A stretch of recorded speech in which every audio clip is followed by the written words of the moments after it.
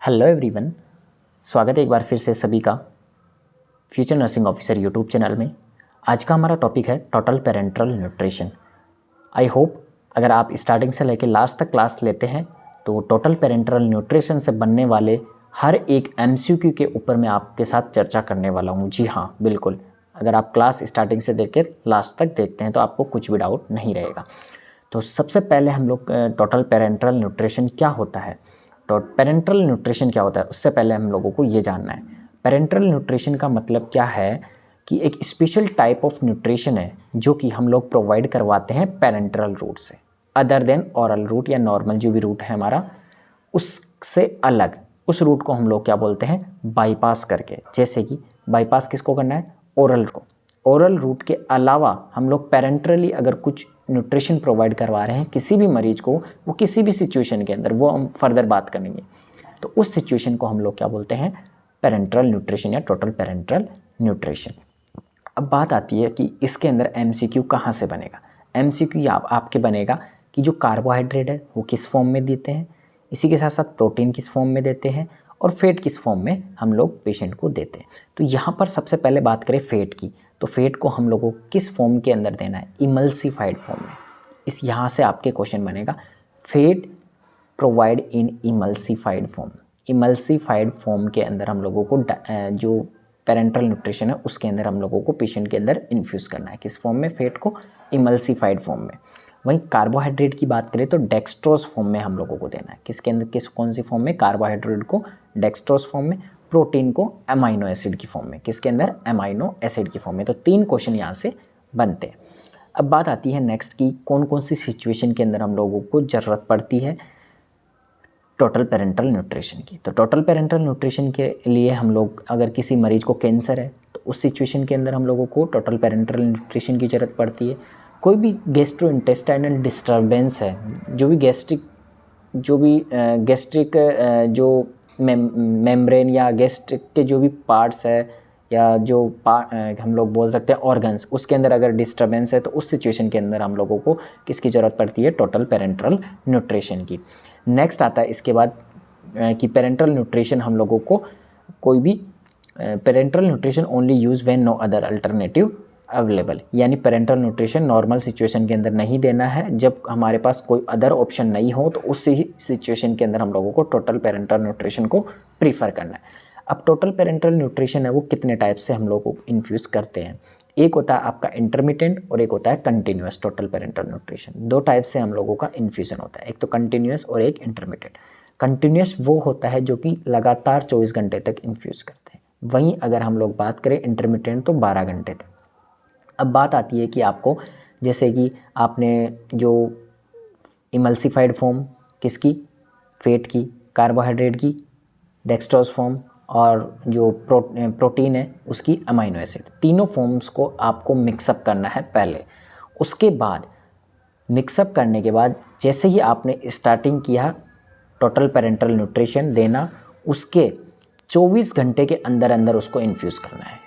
कितने घंटे के अंदर, 24 घंटे के अंदर अंदर। अगर 24 घंटे के अंदर अगर आप उसको इन्फ्यूज़ नहीं कर पाते हैं तो उसको डिस्कार्ड कर देना है, उसके बाद उसको इन्फ्यूज़ नहीं कर देना है। यहीं से आपसे क्वेश्चन पूछा जाएगा एग्ज़ाम के अंदर।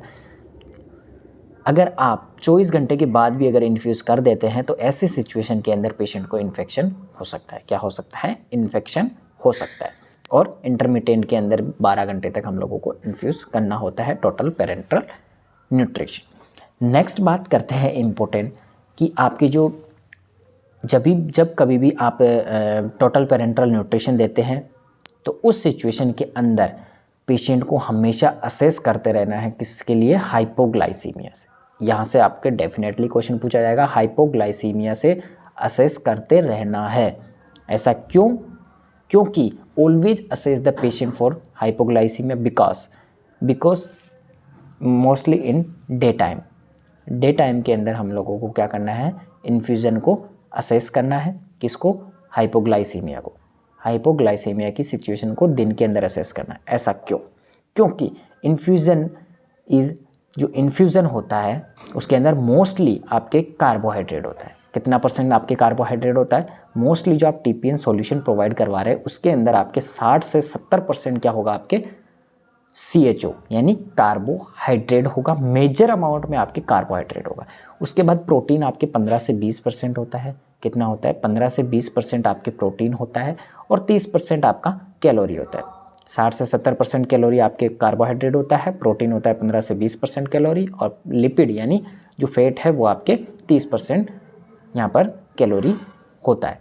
तो यहाँ पर सबसे ज़्यादा अमाउंट में आपके क्या है? कार्बोहाइड्रेट। तो आपके जो ग्लूकोज है उसका अमाउंट ज़्यादा होगा, और ग्लूकोज का अमाउंट ज़्यादा होगा तो उस सिचुएशन के अंदर आपके पेनक्रियाज क्या करेगा? हाई अमाउंट के अंदर आपके इंसुलिन का सीक्रेशन करेगा। कब करेगा? नाइट में।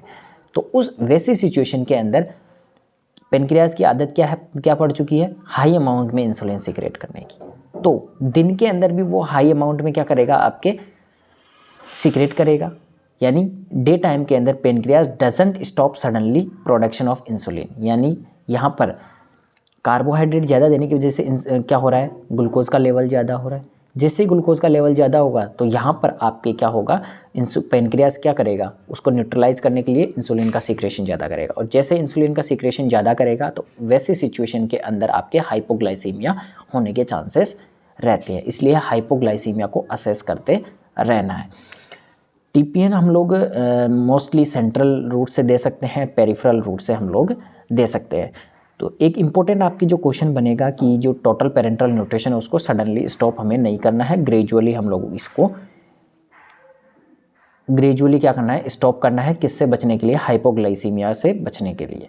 नेक्स्ट आता है आपके give dextrose solution to prevent the hypoglycaemia. Hypoglycaemia से बचने के लिए हम लोग पेशेंट को डेक्सट्रोज भी दे सकते हैं। उसके बाद आता है नेक्स्ट आपके जो क्वेश्चन बनेगा वो कि जब कभी भी आपको डिसकंटिन्यू करना है टोटल पेरेंटल न्यूट्रिशन को, वैसी सिचुएशन के अंदर हम लोगों को न्यूट्रिशनल लेवल है वो असेस कर लेना है। किसका? मरीज का। ऐसा क्यों? क्योंकि बार बार हम लोग टोटल पेरेंटल न्यूट्रिशन नहीं दे सकते हैं, और जैसे ही हम लोग डिसकंटिन्यू करेंगे तो उस टाइम हम लोगों को क्या करना है? जो न्यूट्रिशन लेवल है उसको असेस करना है। इसके अलावा आपके जब कभी भी आप डिसकंटिन्यू करें किसको? टोटल पेरेंटल न्यूट्रिशन को, तो ओरल जो लिक्विड है वो यहाँ पर आपको क्या कर देना है? आपके इनटेक को क्या increase oral intake before discontinue TPN total parental nutrition को जब कभी भी आपको डिसकंटिन्यू करना है तो आपको ओरल जो लिक्विड है उसको स्टार्ट करके करना है। अब बात आती है आपकी क्या कॉम्प्लिकेशंस हो सकते हैं। कॉम्प्लिकेशन से पहले नॉर्मली किस फ्लो रेट से हम लोग TPN को इन्फ्यूज़ करते हैं? तो नॉर्मली हम लोग यहाँ पर 100 ml पर आवर के हिसाब से टोटल पेरेंटल न्यूट्रिशन को इन्फ्यूज़ करते हैं। कितने ml से? आपके 100 ml पर आवर के हिसाब से हम लोग टोटल पेरेंटल न्यूट्रिशन को इन्फ्यूज़ करते हैं। कॉम्प्लिकेशंस की बात करें तो कॉम्प्लिकेशंस यहाँ पर हाइपोग्लाइसीमिया हो सकता है, और इसके अलावा भी यहाँ पर काफ़ी सारे जैसे हाइपरवोलीमिया भी हो सकता है, इन्फेक्शन हो सकता है अगर आपने ज़्यादा देर के बाद इसको इन्फ्यूज़ कर दिया 24 घंटे के बाद। इसके अलावा आपके हाइपरग्लाइसीमिया भी कॉज का हो सकता है, एम्बोलिज्म भी वहाँ पर आपके हो सकता है, वेट गेन हो सकता है, और आपके रीफीडिंग सिंड्रोम भी यहाँ पर देखने को मिल सकता है। तो ये थी हमारी क्लास जिसके अंदर हम लोगों ने टोटल पेरेंटल न्यूट्रिशन पढ़ा, और आई होप आपको टोटल पेरेंटल न्यूट्रिशन से हर एक क्वेश्चन समझ में आया होगा। फिर भी अगर आपको कोई डाउट रहता है तो आप कमेंट बॉक्स में डाउट पुट कर सकते हैं। Thank you.